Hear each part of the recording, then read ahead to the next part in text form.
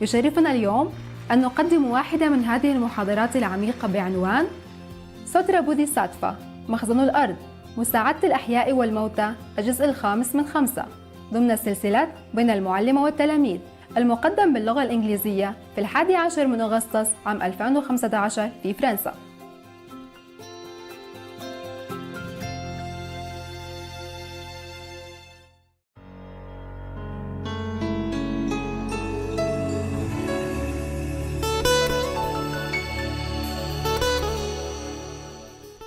So 49th day is the time that we could decide his fate for him or her fate for her.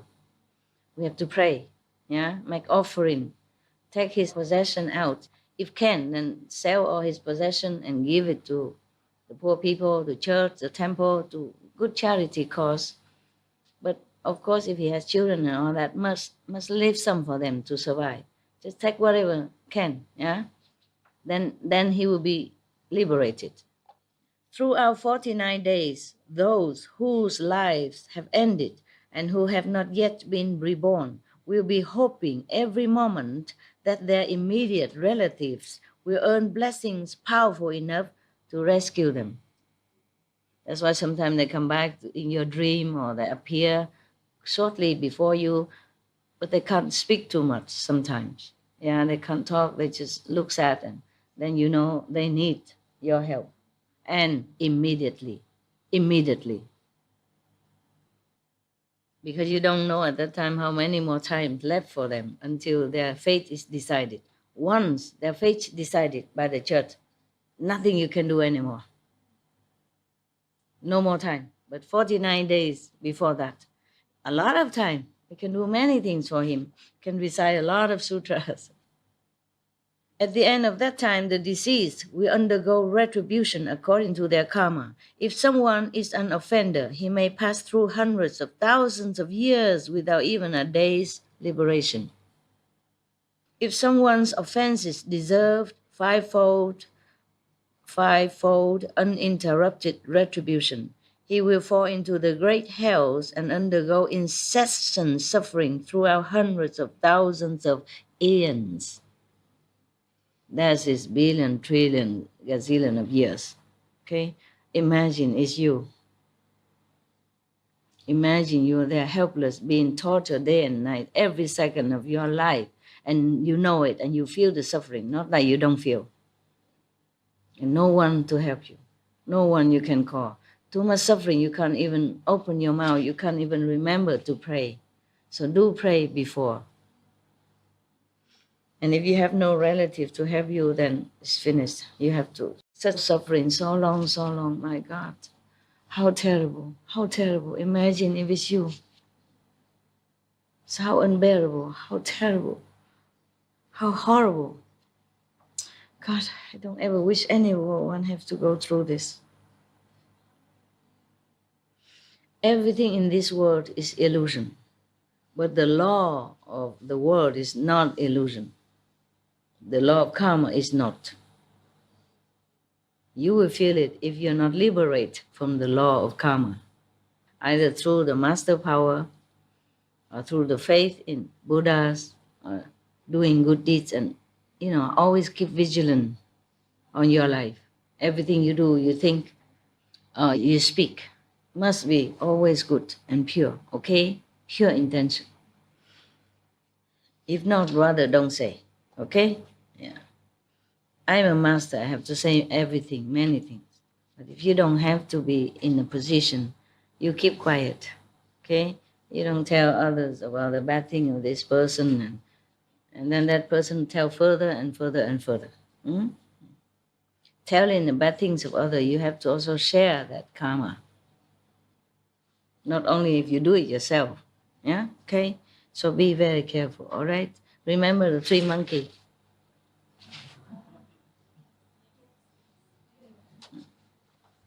Even the monkey can teach you. No seeing, no hearing, no talking about bad things. Okay. Moreover, great elder, when beings who have committed karmic offenses die, their relatives may prepare vegetarian offerings See that? To aid them on their karmic path. In the process of preparing the vegetarian meal and before it has been eaten, rice, washing water, and vegetable leaves should not be thrown on the ground even. Wow. Even the wash water, before it's been eaten, you should not throw the washed water, dirty water on the ground. The washing water for the rice and the vegetable and fruit. Before the food is offered to the Buddhas and Sangha, no one should eat it. You have to be careful of this also, not just make offering, okay, I eat first, don't even taste it. You have to know how much, okay? If a little salty, it's a little less salty, the Buddhas don't mind. As long as it's not offered to the live Sangha, yeah? Even less salty, then you can offer more soy sauce or more salt for the Sangha, for the monks who come and recite, or the monks that you offer the meal, yeah? But don't taste it before. Wow, the Bodhisattva is really compassionate. He knows all detail about suffering and how to escape from suffering. He's really compassionate. All of us, we should thank this Bodhisattva. And right now, like Christy Gaba, mean the earth store Bodhisattva. Great being you are, great being, great. Thank you so much. Thank you so much. I'm about to cry. I feel so touched by his sacrifice and goodness. So beautiful, beautiful. Thank you. We all thank you. The world thank you. All beings are saved. Thank you. All beings are going to be saved by you or by this sutra that you teach. Thank you so much. My God. You see how many Buddha and Bodhisattvas sacrifice for us. And we just do a little meditation, keep the 5 precepts. It's not hard. Must do it, okay? You owe it to them also. You owe it to the farmers, to your parents, to your sister, brothers, to the planet, to be good. Only meditate 5 precepts. Nothing much I ask from you. Okay? You don't have to come to see me if you don't want to. You stay home, you believe in me, believe in my teaching. Then it's good enough. Meditate. Yeah, do good. When someone who is good and say, this time, I always say European, but somebody good and say everybody else come quickly, even though it's their fault, but it's good for you, okay? So that you can see me sometime, some of you.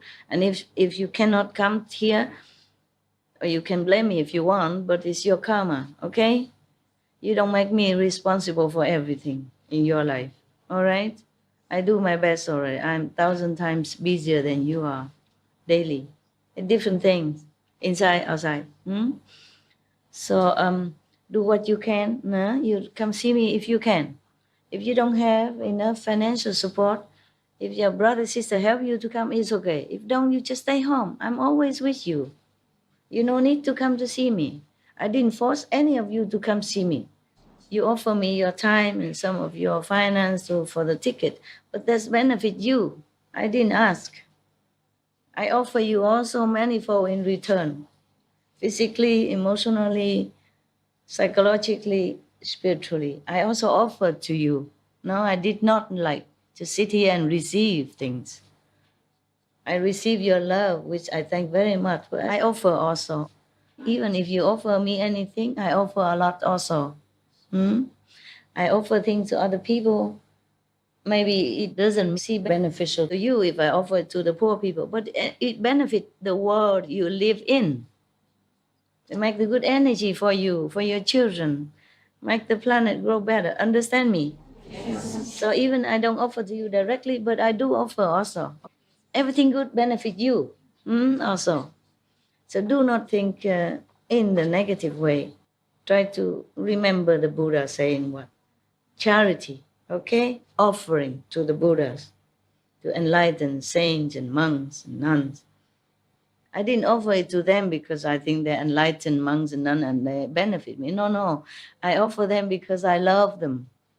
Because I thought, okay, I didn't know they were working in the field either. I thought they just sit there and rely on some disciple come and and offering something.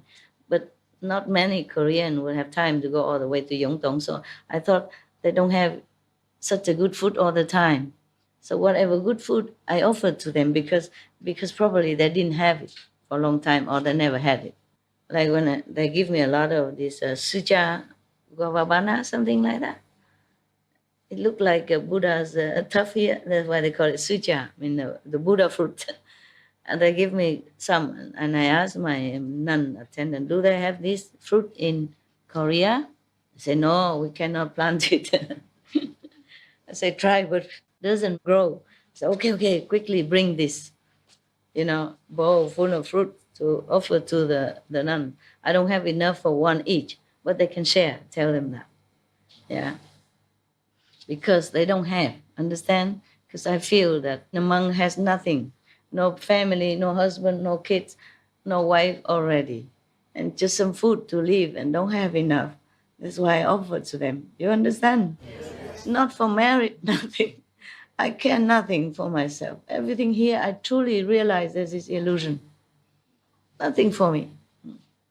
So you have to give in this kind of spirit, in love, understand? Help because you think they need it. Don't ever think of merit.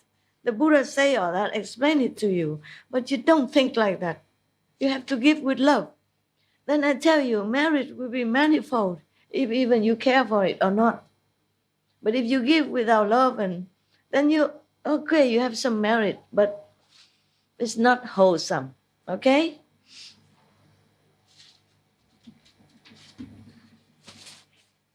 It's not much what I offer to them. Of course, they eat with the assembly, yeah? But something good that I think they might never have it. They never tasted it because in their country or because being a monk. That's why I tell you have to respect them. They could stay outside, work, earn a lot of money like you, have husband, wife, kids, have house, car, But the self-denial because they believe in the Buddha. They believe in being a monk, is a way to liberation.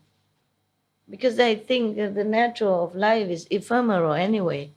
I respect that ideal. I respect that they hold on to that belief. Okay? Yeah. That's why we respect them. Take a lot of self-denials to do that. So you don't say same, same initiate by master is same. Not same. You enjoy everything. They don't. Do you understand now?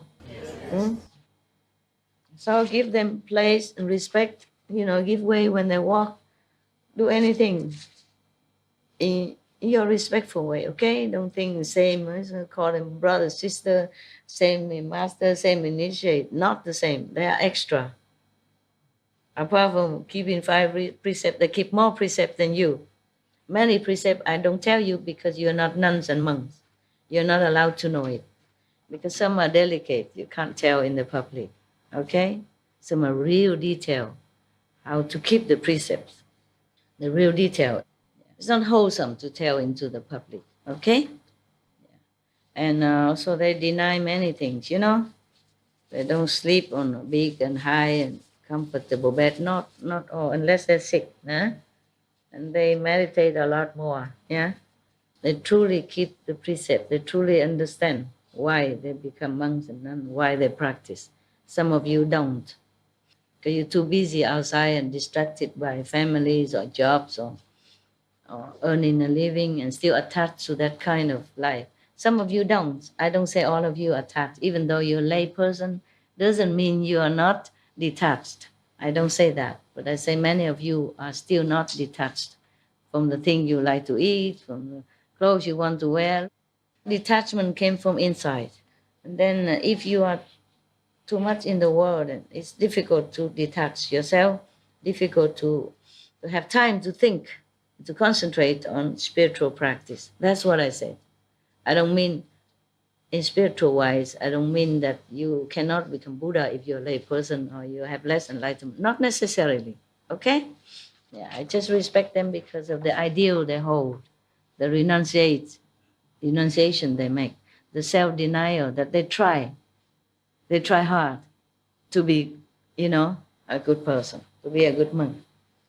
They try. Yeah? Difficult, but try. In this age of material greed and development and competition, they still try to keep like that. It's difficult. So I respect that.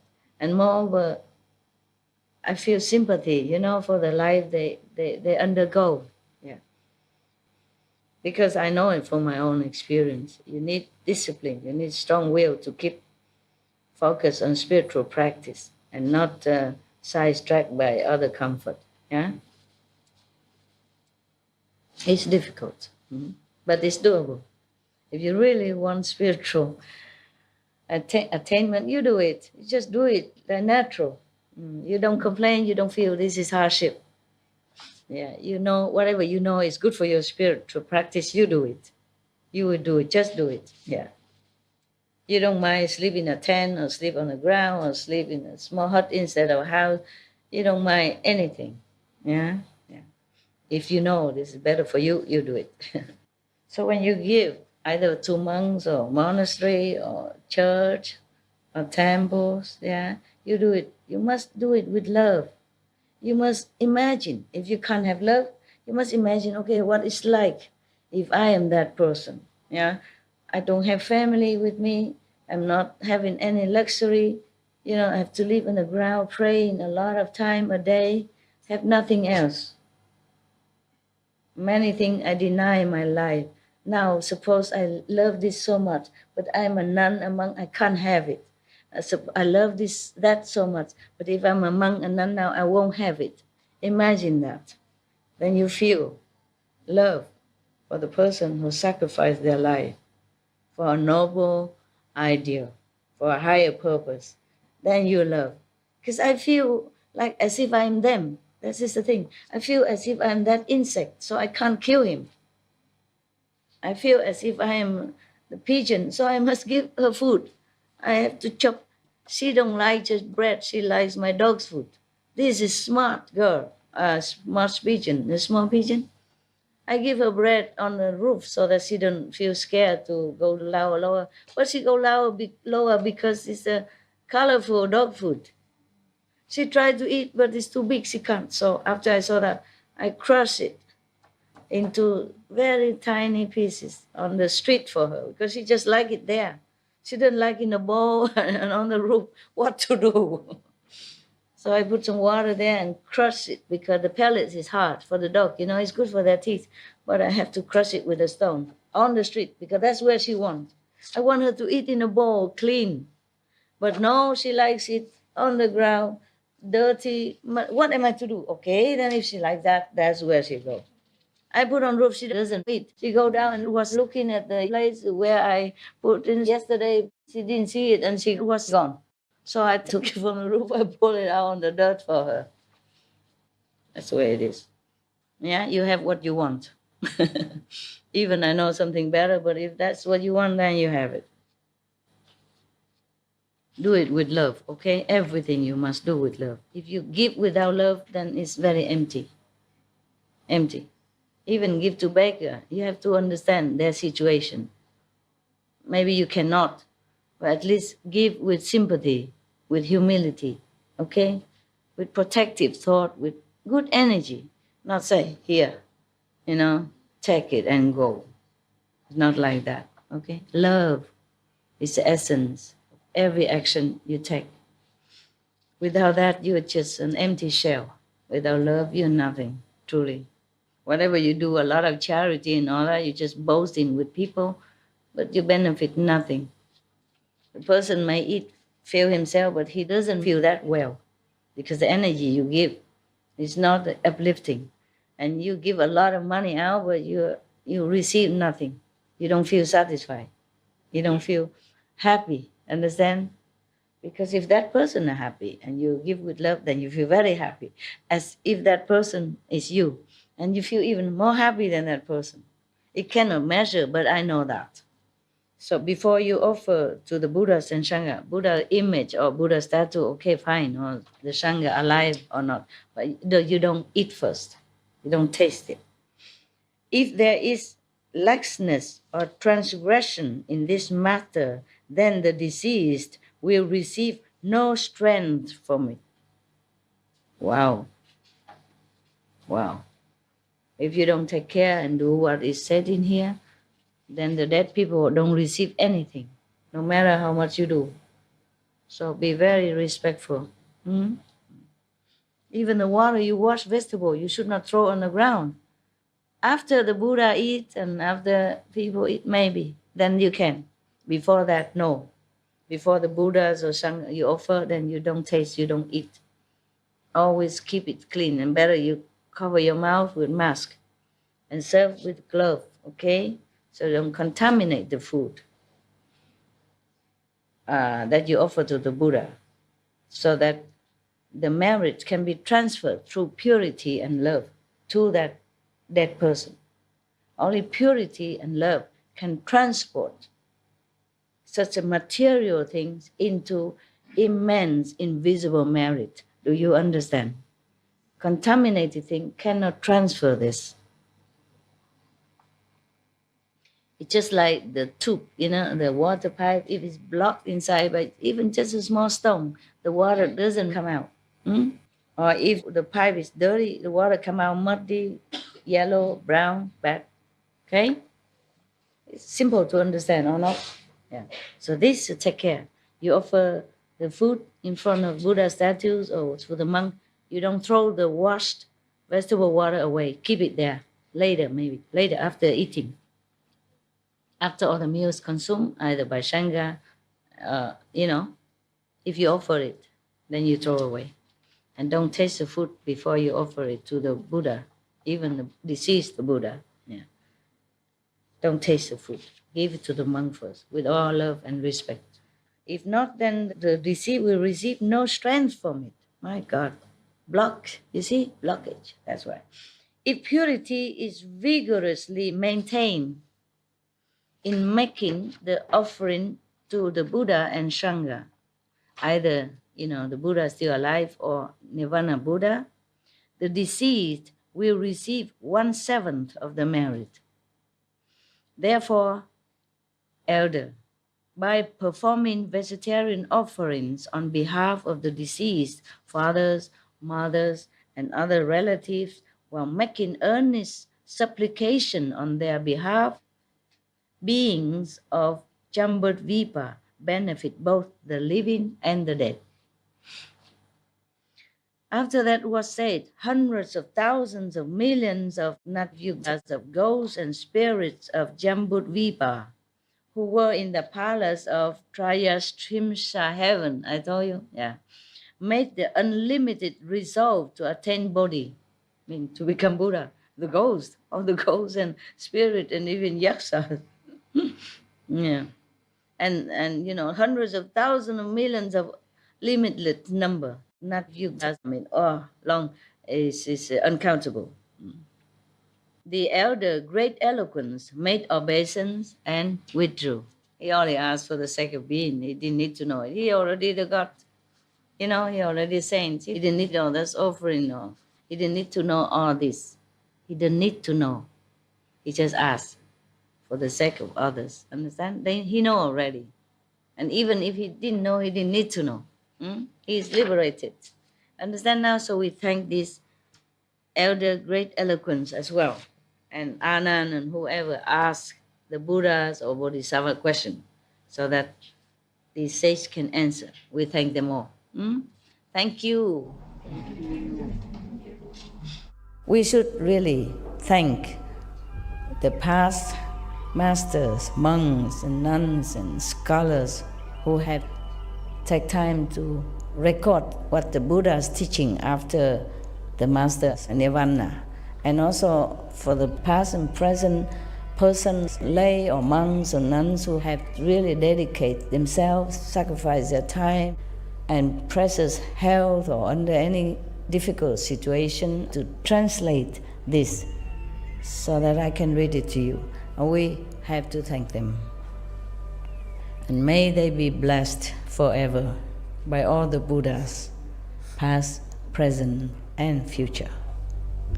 May their merit be immense. May they be liberated forever. Thank you. It's good. All right. Mama, go eat lunch. I mean breakfast.